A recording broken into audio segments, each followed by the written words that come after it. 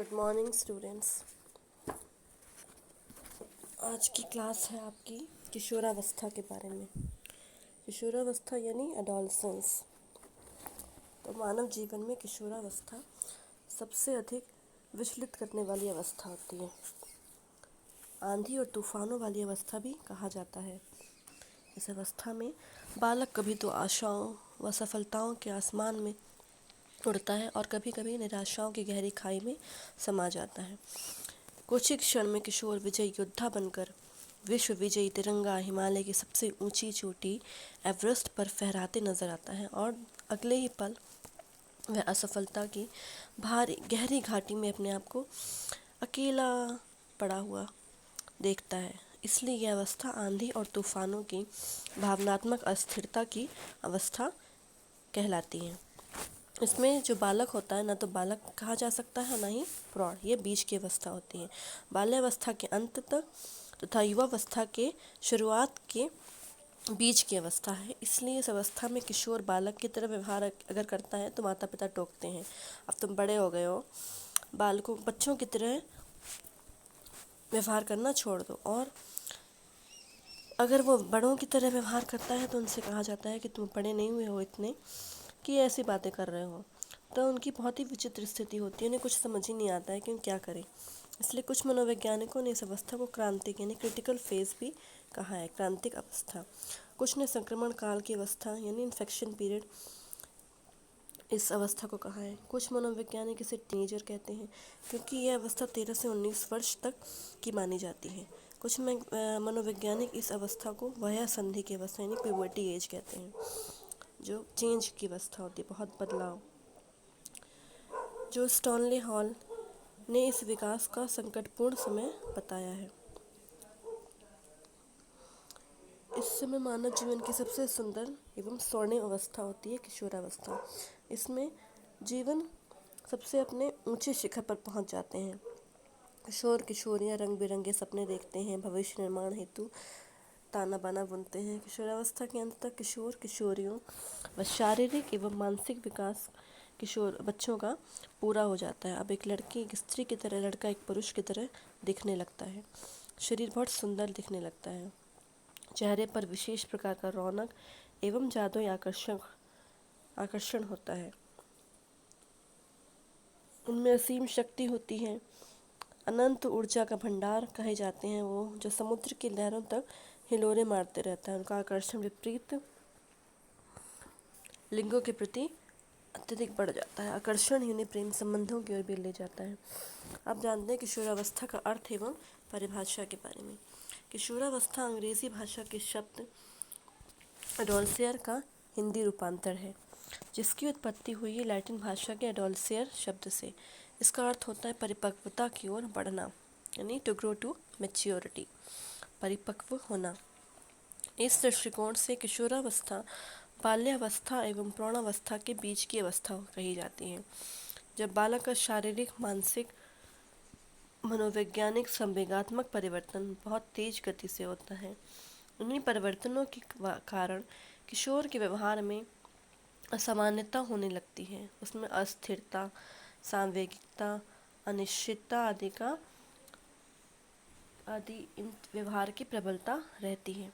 वह अलग अलग मनोवैज्ञानिकों ने किशोरावस्था को अपनी अपनी तरीके से परिभाषित किया है।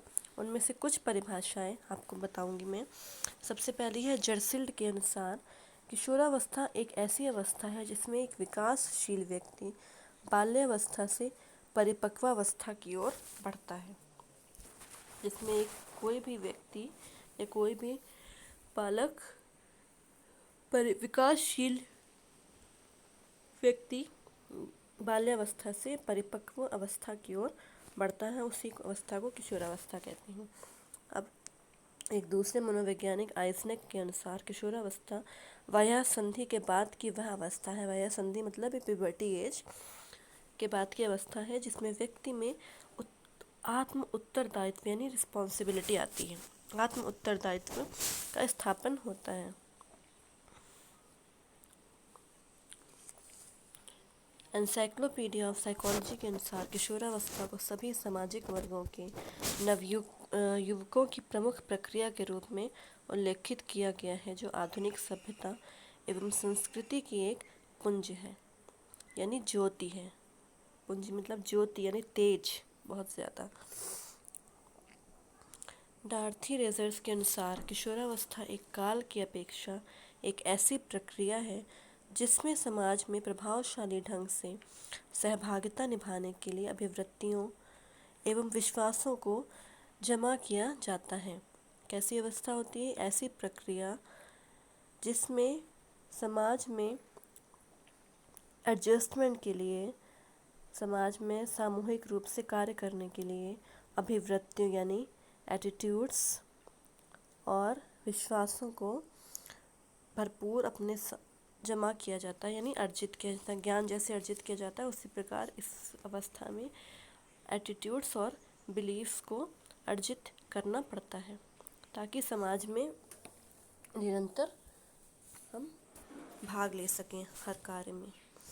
अब कारमाइकेल के अनुसार किशोरावस्था वह समय है जीवन का जहाँ से एक अपरिपक्व यानी इमैच्योर पर्सन शारीरिक एवं मानसिक विकास की चरम सीमा की ओर बढ़ता है।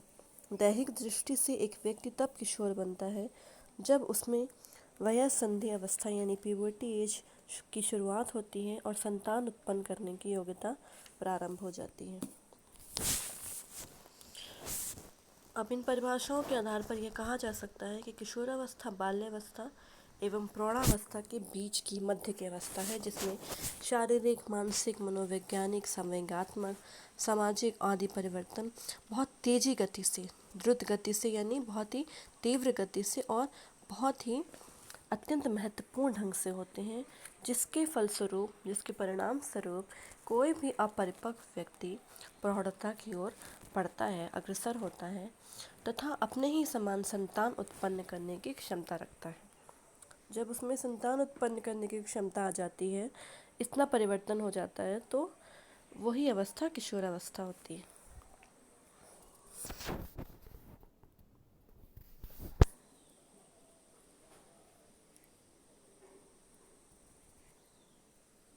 अब बात करेंगे किशोरावस्था की अवस्थाओं के बारे में। मानव जीवन में वृद्धि एवं विकास की जितनी भी अवस्थाएं होती हैं, उन सभी में से किशोरावस्था का एक मुख्य अलग ही स्थान है, अलग ही जगह बनाता है। इस अवस्था में बहुत सारे शारीरिक, मानसिक बदलाव होते हैं और यह अवस्था 13 से 21 वर्ष तक की मानी जाती है, जो बालक को परिपक्व यानी मैच्योर बनाती है। अब ए.बी. हरलॉक एक मनोवैज्ञानिक हैं जिन्होंने किशोरावस्था को 3 वर्गों में विभाजित किया है। पहले है पूर्व किशोरावस्था, प्री एडोलेसेंस, जो कि 10 से 12 वर्ष तक बताई गई है। सेकंड है प्रारंभिक किशोरावस्था, अर्ली एडोलेसेंस, इसकी उम्र होती है 13 से 16 वर्ष। और उसके बाद की अवस्था है उत्तर किशोरावस्था, लेट एडोलेसेंस, इसकी उम्र है 17 से 21 वर्ष तक के व्यक्ति को बोला जाता है उत्तर किशोरावस्था की अवस्था। लेकिन जब हम पढ़ते हैं तो सिर्फ 2 ही अवस्थाओं में को पढ़ा जाता है। पहली है पूर्व किशोरावस्था और दूसरी उत्तर किशोरावस्था। प्रारंभिक किशोरावस्था उन्होंने विभाजित तो किया है, लेकिन इन्हीं दोनों को के बारे में डिस्क्रिप्शन मिलता है। तो पूर्व किशोरावस्था होती है 13 से 17 वर्ष। यह 13-14 वर्ष से लेकर 16-17 वर्ष तक की अवस्था होती है। लड़कियों में 13 वर्ष से शुरुआत हो जाती है इस अवस्था की, और लड़कों में 1 वर्ष बाद होती है, यानी 14 वर्ष से होती है। इसमें बहुत सारे लैंगिक परिपक्वता आती है और अलग अलग व्यक्तिगत भिन्नता हो जाती है। मतलब हर बालक अलग अलग अपने आप को दूसरे से अलग समझने लगता है। ओके। और किसी बालक में 13 से 14 वर्ष से शुरुआत होती है, तो कुछ में इससे पहले यानी 11 से 12 वर्ष की अवस्था से ही इस किशोरावस्था की शुरुआत हो जाती है। और इस समय